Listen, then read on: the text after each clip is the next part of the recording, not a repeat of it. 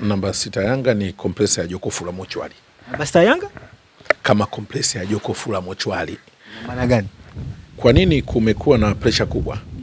Na kwa nini Yanga wanaona kama ni usajili wao ujivuni zaidi ukiondoa ule usajili wa Shelule Peter na ili jokofu lao la kompresa ya mochwari ambao tunanasibisha kama kompresa ya jokofu la mochwari. Tunajua kompresa ya jokofu la mochwari ilivyokuwa kali. Ni kwa sababu moja. Katika misimu hii miwili kama sio mitatu, kilio kikubwa sana cha Yanga ni kwamba hawana mbadala wa namba 6 ukimtoa Khalid Aucho. Amekuja Duki, kafanya majukumu makubwa sana.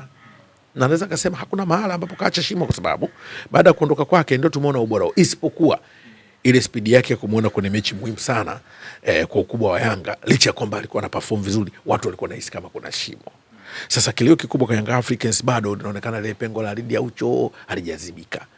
Sasa namba 6 hii ya Yanga nimesema ni kompresa ya jokofu la mochwari. Unafahamu lile ukija moto unarudi baridi. Maana yake ndio eneo ambalo una control tempo of the game. Na ndio eneo ambalo Yanga wametumia muda mrefu sana kufanya scouting yao kupata mtu sahihi.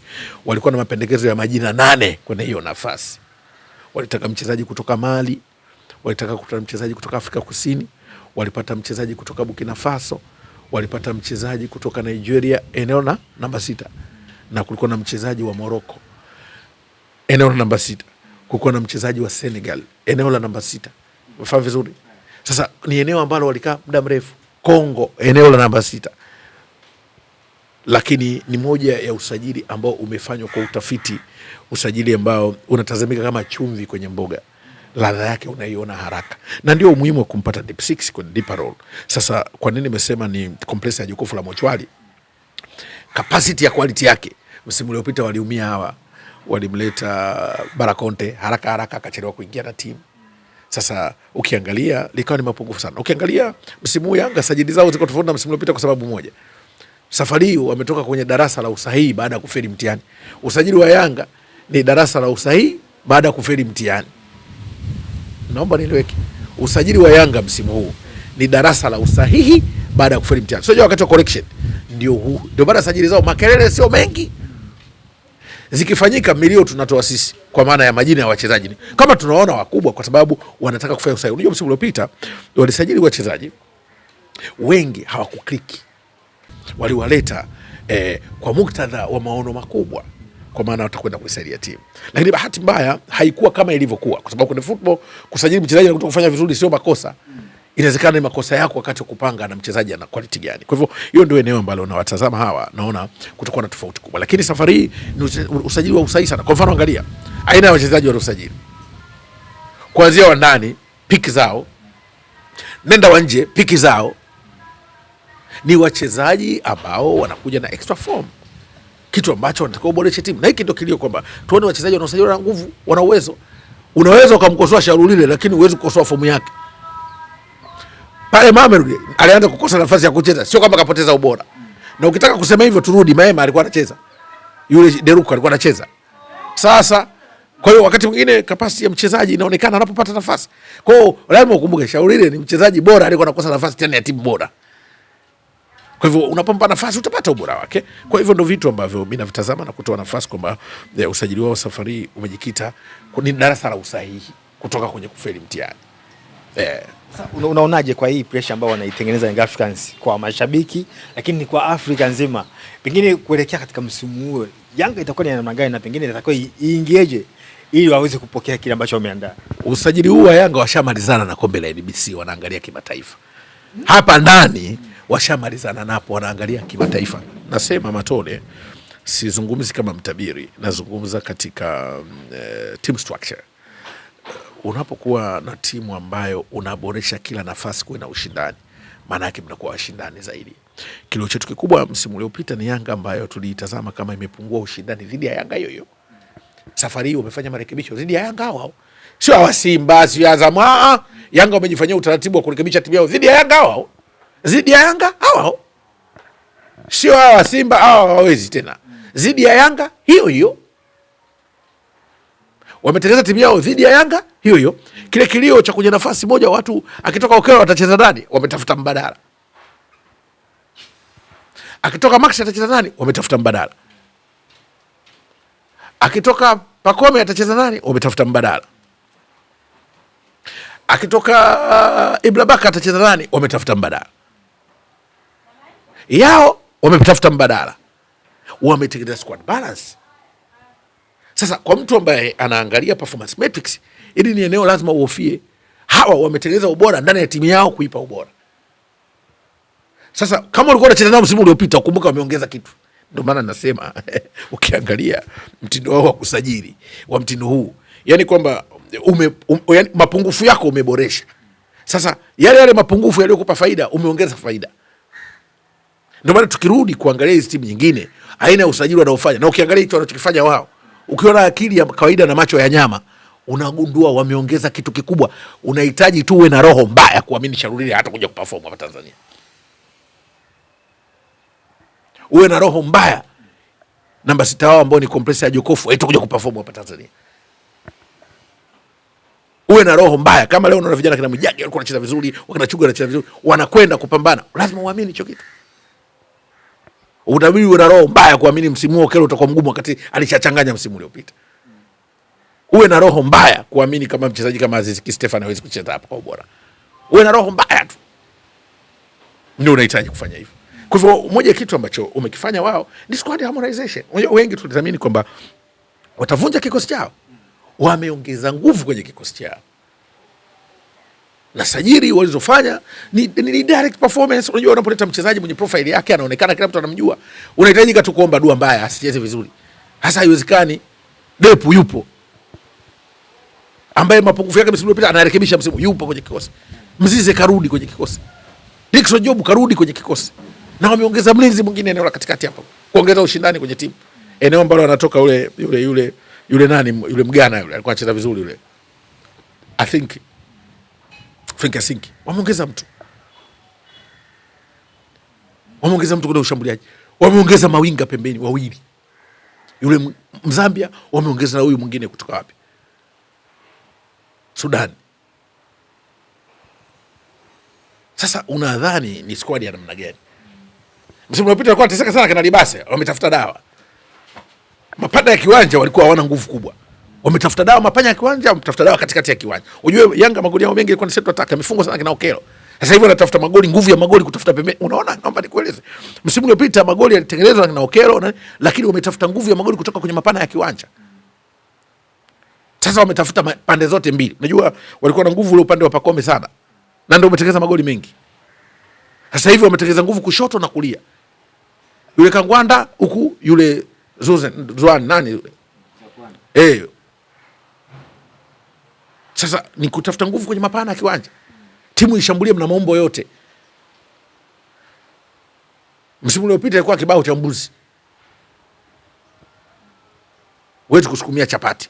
Baya Pacome tu, upande wa Pacome tu. This time wameboresha kwenye mapana ya kiwanja na katikati ya kiwanja. Maana yake muundo wao kushambulia ni Harrowed formation, ncha ya mshale. Huku unakuja na katikati inachoma. Sasa kwa mtu ambaye anajua football tactics, unaangalia timu imeboreshwa wapi. Simba tulikuwa tunasema walikuwa na shida tu kwa neno la mwisho. Ndio wameleta na mshambuliaji yule Dumbia Ibrahim. Lakini urudi picha Yanga sasa, wanakuwa na nguvu kushoto na kulia. Huo ubora wao wote msimu uliopita kwa na nguvu upande mmoja. Walikuwa wanatembea kama wana kichomi. Unajua mashambulizi ya Yanga msimu uliopita walikuwa kama wana kichomi. Mtu mwenye kichomi anashika bovu mmoja. Ubovu upande wa Pacome. Yanga msimu uliopita walikuwa wanashambulia kama wana kichomi. Wanashambulia upande mmoja. Safari hii wamerudi kati. Mgonjwa wangiri wamempa dawa ya uchungu. Kulia kuna nguvu, kushoto kuna nguvu, katikati kuna nguvu. Kwa ni mwendo wa matarumbeta. Safari jao ni tarumbeta. Washangili mitarumbeta tu. Kwa nini? Kwa namna ambavyo nasema hivi kwa sababu unajua wakati mwingine tunaisema hii football, lazima tuiseme football na maono yake ya watu. Unapotengeneza umbo la kushambulia, timu inakuwa na nguvu width attack, central attack. Sawa? Kwenye mitindo yote ya kushambulia unakuwa imara. Ukitaka kupenetrate utapenetrate. Ukitaka kucheza counter tayari unaweza, una watu wana kasi kwenye maeneo. Ukitaka kutoka pembeni mapana ya kiwanja una nguvu. Ukitaka kushambulia kwa shabaha unaweza mkamfuata mtu wenu kwa shabaha. Ndio wanasema Harrowed formation. Lakini msimu uliopita kama nilivyosema wanacheza kama mtu ana kichomi. Upande mmoja tu wa Pacome. Na Pacome asipokuwa anapakata mpira safari hakuna, huku anakuja, huku anakuja, huku anakuja. Yaani wana vikosi vya ardhini, wana vikosi vya anga. Umeelewa vizuri? wana vikosi vya wana maji. Yani safari hii wamekuja ni full navy, yani wanasema ni full combat. Ukisikia full combat kwenye vita, Yanga wanakuja na full combat kwenye vita, wanakutwanga ardhini, wanakutwanga angani, wanakutwanga kwenye maji. Simba ndio walikuwa na mfumo mzuri kwenye mapana ya kiwanja, ni basi ndio hapo walikuwa wanasumbua. Sasa wamekuja wamejaribu kudhibiti. Sasa hivi ni quality itakuwa inaamua mechi, quality. Mimi nakueleza hii ligi ya safari quality tu. Alileta watu wenye umakini mkubwa ndio itakuwa na, yani makelele yote tarehe 12 quality tu ndio inaamua mechi. Quality tu. Naomba ile neno ule. Ubora tu ndio utakuwa unaamua mechi. Ubora ule mtu fundi kikosi chenye watu bora ndio kitakuwa kinaamua mechi. Kwa sababu hata msimu uliopita nilisema mimi mtu kama Libase ubora ndio kuonekana asumbua mechi zote za dabi. Lakini safari ijayo hawa quality tu, mechi zao zote watakuwa na muda mechi quality bora tu ndio watakuwa na mechi. Ndicho ninachokitazama kwao. Sasa watu wanajiuliza maswali kwamba Young Africans kwa nini wao hawajatafuta mashindano ya kuonesha angalau kuona kama wao wako vizuri kama ambavyo Simba wamefanya kwenda uko Sekafa, kwamba itakuwa vipi kuelekea ngao ya jamii. Hawajaonesha mchezo wa aina yote kwamba wao wana ubora. Je, Yanga wanahitaji mechi za namna hiyo ukilinganisha na wachezaji ambao wamesajiliwa kwa wenye namna ambavyo wana story nzuri? Kwanza lazima ukubali kwa pre-season sio mechi. Mechi za pre-season sio lazima zote zionekane. Una mechi za indoor. Kwa mfano Simba wamepata bahati tukucheza ile Sekafa Kagame Cup, uwepo wao kushiriki. Lakini Yanga pia walikuwa wanahitaji kukaa na timu kwa muda mrefu. Unajua kutrain kwa kupunguza mapungufu ya wachezaji na kutrain pia kwenda kwenye mashindano kuna namna mbili tu. Kote kuna faida na hasara. Simba wana kocha mpya. Yanga wana kocha mpya. Simba wana kocha wa zamani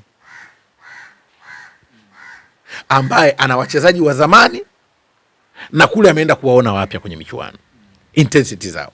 Young Africans wana kocha mpya, anakutana na wachezaji wapya. Yeye wale wachezaji ni wapya, hawajui. Sambamba nao anaowaleta. Kwa hivyo anahitaji muda wa kujua maeneo ubora wao wote, kuanzia physicality, mentality, technical na tactically. Kwa hiyo lazima akae chumba cha darasa, asiende kufanya mtihani wa moko. Lazima ujiandae ndio kufanya mtihani wa moko au mtihani wa taifa. Kwa hiyo watu hawajui hicho kitu. Coach mpya ana nafasi ya kuangalia wachezaji kwa sababu moja. Makocha duniani kote sisi unaangalia individual performance, group performance, team performance. Sasa ukiwa na timu mpya lazima ukae na wachezaji wajue.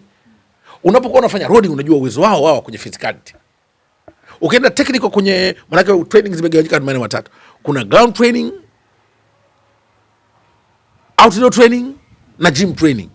Unaangalia kuanzia gym training yao, ground training, outdoor training ambao ndio mambo technical. Sasa huyu kocha Mankoba mpya anahitaji kukaa na hao wachezaji, ajue details zao zote. Kwa hiyo kumfungia chumbani anajifukiza.